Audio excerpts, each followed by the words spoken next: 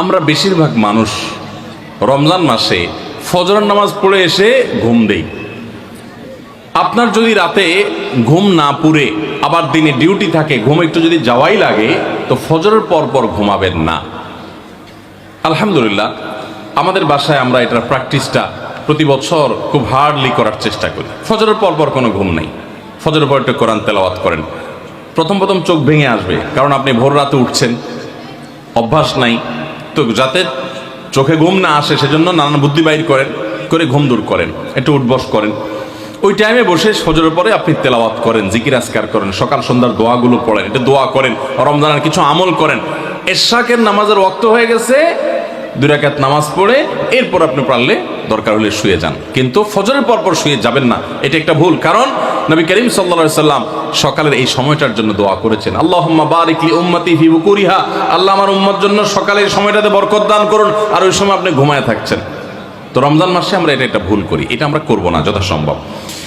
অনেকে রমজান মাসে সাহারির খাবার এমনভাবে খায়, এক সময় আমরা দেখেছি ছোটবেলায় যে অনেক মুরব্বীরা আছেন রাত 12টা 11টার দিকে উঠে সাহারি খেয়ে তারপর শুয়ে পড়েন।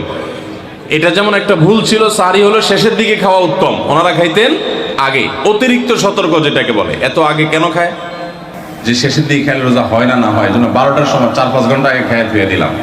এটা হলো বেশি সতর্ক হওয়া। বেশি সতর্ক হওয়া বুঝেন? এক লোক দোতলা শুয়ে আছে ফ্লোরে, তো একটু পর পর মাথা উপরের দিকে উঠে ফেলতেছে। কেউ জিজ্ঞাসা করলো, কি ব্যাপার, তুমি কি এমন কেন করতেছো? ফ্লোরে শুয়ে আসো চিত হয়ে, একটু বড় মাথা উঠাও কেন? তো লোকটা বলল, নিচের ফ্লোরে একজনে সুই সুতা দিয়ে কাপড় সিলাইতেছে, তো এইভাবে সেলাই করে টান দেন উপর দিকে। তো বলে যে সতর্ক থাকতে তো দোষ নাই, যদি ফ্লোর ভেদ করে আমার মাথা লাগে, এই জন্য মাথা উঠে ফেলতেছে। তো এটা অতিরিক্ত সতর্কতা হলো না? সতর্কতা ভালো, কিন্তু অতি সতর্কতা ভালো না। সাহারি অনেকে রাত 12টা 1টার সময় খান, এটা হলো অতিরিক্ত সতর্কতা। এত বেশি ভালো না, এত অতিরিক্ত সতর্ক হওয়া বরং নিষেধ। হাদিসে নবী সাল্লাল্লাহু আলাইহি ওয়াসাল্লাম আমাদেরকে সাহারি শেষের দিকে খেতে বলেছেন।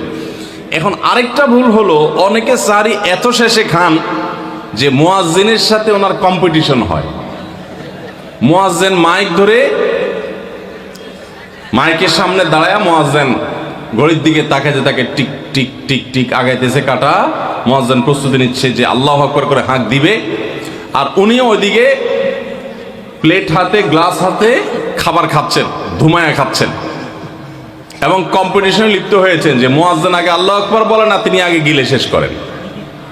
এরকম কম্পিটিশন হয় কি হয় না? বেশিরভাগ লোক, বিশেষ করে আমাদের যে কোনো কাজে আমরা একেবারে শেষ মুহূর্ত পর্যন্ত না ঠেকালে ভালো লাগে না। এই যে একদম আজান হওয়ার আগ মুহূর্ত পর্যন্ত খেতে থাকা, অনেক সময় দেখা যায় যে ভিতরে যেতে যাচ্ছে আজান পড়তেছে, এখনো আমার গলার নিচেও নামে না, এদিকে আল্লাহু আকবার শুরু করে দিছে, আল্লাহু আকবার শুরু করতেছে, তখনও চাপাই দিছি, এবার ফালাই দিছি। দেরিতে সাহারি খাওয়া সুন্নাত, এর মানে এই না যে এত দেরি করবেন যে মুয়াজ্জিনের সাথে আপনি চোর পুলিশ খেলাবেন। এত দেরি করা এটা অবশ্যই সুন্নাহ নয়। নবী করিম সাল্লাল্লাহু আলাইহি ওয়াসাল্লাম সাহারি খেয়ে শেষ করার পর ফজরের নামাজ পড়তেন, মাঝখানে 50 আয়াত পড়ার মতো গ্যাপ থাকতো। 50 আয়াতের গ্যাপ মানে হলো 5 থেকে 7 মিনিট এভারেজ, এরকম গ্যাপ তিনি দিতেন, তারপর তিনি নামাজ পড়তেন। তো এই জন্য ভাইরা আমার, আমরা বলতে পারি যে 7 নম্বরের ভুল হলো, আমরা অনেকেই রমজান মাসে সাহারির খানা খেতে খেতে একেবারে আজান পর্যন্ত ঠেকাই দিই। এত দেরি করা আবার ঠিক না। আমরা অনেকে যদি সাহারি খাইতে না পারি তাহলে আর ওই দিন রোজা রাখি না। অনেক লোক আছে বলে যে আজকে সাহারি খেতে পারি না, এই জন্য রোজা রাখি না। তো সাহারি না খাইতে পারলে রোজা রাখবেন না কেন? সাহারি খাওয়াটা সুন্নত আর রোজা রাখাটা ফরজ। আপনার সুন্নত ছুটে গেছে, কোনো অসুবিধা নেই। সাহারি না খাইলে রোজার কোনো অসুবিধা নাই, সাহারি খাওয়াটা উত্তম। নবী সাল্লাল্লাহু আলাইহি ওয়াসাল্লাম বলেছেন, তাসাহহারু ফাইন্না ফিস সাহুরি বারাকা, তোমরা রাতের শেষ বেলার খানাটা, সাহারির খানাটা খাবা, এটাতে বরকত আছে, কল্যাণ আছে।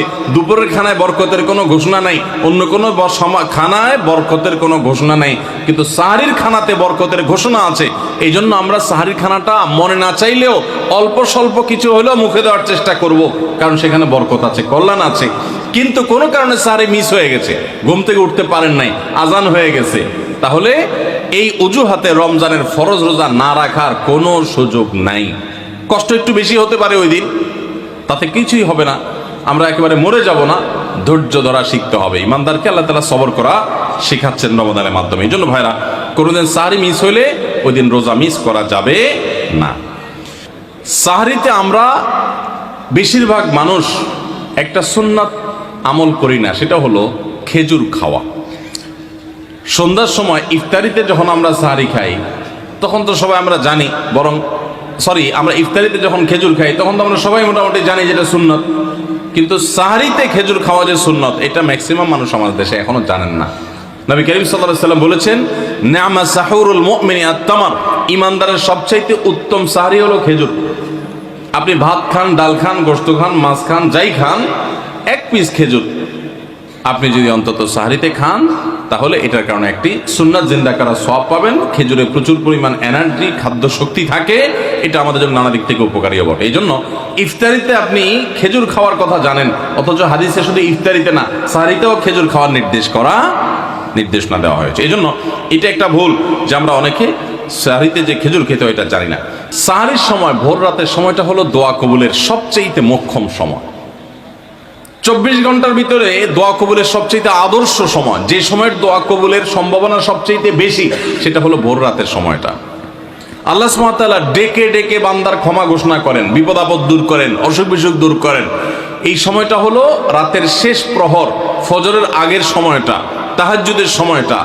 11 মাস ধরে আমরা নানা ব্যস্ততার অজুহাতে আমাদের তাহাজ্জুদ পড়ার সুযোগ হয় না, ভোর রাতে ওঠার সুযোগ হয় না। ভাইরা আমার, রমাদানের মাস, আপনি তো সাহরি খেতে প্রায় প্রতিদিনই উঠছেন। আপনার যেহেতু সাহরি খাওয়ার উদ্দেশ্যে উঠাই লাগে, তো আপনি কেন এই মাসে সাহরির সময়, ভোর রাতের এই সময়টাতে যখন আল্লাহর সাধারণ ক্ষমা ঘোষণা করেন, ওই সময়টাতে আপনি কেন শুধুমাত্র খেয়ে পরে আপনি মসজিদে চলে যাবেন ফজরের জন্য? অবশ্যই আপনি সাহরি খেতে উঠলে 2-5 মিনিট সময় বের করে বিশেষভাবে আল্লাহর কাছে দোয়ায় মনোনিবেশ করবেন। আমাদের একটা বড় ভুল হলো সাহরির এই সময়টাকে দোয়ায় আমরা মনোনিবেশ করি না। সম্ভব হলে 2 রাকাত নামাজ পড়েন, 4 রাকাত নামাজ পড়েন। সেটা যদি না পারেন তো সাহরির খানার শেষে অথবা আগে আপনি আপনার রুমে গিয়ে লাইট বন্ধ করে নিরিবিলি জায়গায় একটু আল্লাহর কাছে হাত তুলে একটু চোখের পানি ফেলে চান, দোয়া করেন। দোয়ার এই সুযোগটা 11 মাস আপনি পান না, রমজান মাসে সাহরির উসিলায় পেয়েছেন, তো আপনি সেই সুযোগটা কেন হাতছাড়া করবেন? আমি বিনয়ের সাথে বলতে চাই, একজন মানুষের যেন আমরা এই সুযোগটা হাতছাড়া না করি। আমি পারতপক্ষে কোনোদিন এই সুযোগটা হাতছাড়া করি না ভাইরা। যেদিন কিছুই করতে পারি না, ওইরকম দোয়া করার সময় হয়তো নাই, কোনো কারণে দেরি হয়ে গেছে উঠতে উঠতে, ওই দিন খাইতে খাইতে মনে মনে দোয়া করার চেষ্টা করি, প্লেটটা ধুইতে ধুইতে দোয়া করার চেষ্টা করি। কারণ মুয়াজ্জিন ফজরের আজান যখন দেন, ওয়াক্ত যখন হয়, তার আগ মুহূর্ত পর্যন্ত আল্লাহ তাআলা দুনিয়ার আসমানে এসে তারপরে বান্দাকে ডেকে ডেকে বলেন, আল্লাহ মিন মুবতালান, তোমাদের মধ্যে কেউ কি অসুস্থ আছো, ফাআফিয়াহু, আমি তাকে সুস্থতা দান করব। আল্লাহ মিন মুস্তাগফিরিন ফাগফির লাহ, তোমাদের মধ্যে কেউ কি আছো ক্ষমা প্রার্থনাকারী, আমি তাকে ক্ষমা করে দিব। এভাবে ডেকে ডেকে আল্লাহ তাআলা দিতে থাকেন। টোটাল 24 ঘন্টার মধ্যে যেই সময়টার দোয়া ফেরত দেয়া হয় না, যেই সময়টার দোয়া মিস হওয়ার সম্ভাবনা খুবই কম, আপনার দোয়ার বেসিক শর্তগুলো ঠিক থাকলে এই দোয়া কবুল হওয়ার সম্ভাবনা জোরালো, সেই সময়টা হলো ভোর রাতের সময়টা। রমজান মাসে এই সময়টাতে দোয়ার যে সুযোগ তৈরি হয়, দোয়ার যে বিশাল সুযোগ আপনি পান, এই সুযোগটা হাতছাড়া করে আপনি শুধুমাত্র খেয়ে দিয়ে এই সময়টাকে পার করে দেন, এটা কখনো বুদ্ধিমানের কাজ হতে পারে না। এই জন্য রমজান মাসের ভুলগুলোর মধ্যে থেকে একটা হলো যে সাহরির সময়টাতে, ভোর রাতের সময়টাতে, দোয়া কবুলের গুরুত্বপূর্ণ সময়টাতে আমরা দোয়া তো করিই না। অনেকে ওই সময় আজকাল সাহরি পার্টি বের করেছেন, তামাশা বের করেছেন, অনেকে টেলিভিশনের প্রোগ্রাম দেখেন। কোন চ্যানেলে সাহরির সময়ের কোন প্রোগ্রাম আমরাও মাঝে মধ্যে, এগুলো আগে রেকর্ড করা থাকে। সাহরির সময় আমরা টেলিভিশনে প্রোগ্রাম করতে যাই না, আগে রেকর্ড করা থাকে, সেগুলো চলে। এগুলো হলো তাদের জন্য যারা টেলিভিশনে হারাম জিনিস দেখবে, ওই টাইমটাতে সে যেন হারাম জিনিস না দেখে ভালো কিছু দেখে। আপনাদেরকে আমরা বলবো, কখনো ওই ভোর রাতের ওই সময় ইসলামিক প্রোগ্রামও দেখতে যাবেন না। আপনি ওই সময়টাতে আল্লাহর সাথে কথা বলবেন, ওই টাইমটা ইবাদতের সময়, ওই টাইমটা দোয়া এবং রোজাদারির সময়। আমরা বেশিরভাগ মানুষ এই ভুলটা করি যে রমজানে আল্লাহর কাছে পাওয়ার এই বিশাল সুযোগ আমরা হাতছাড়া করে ফেলি।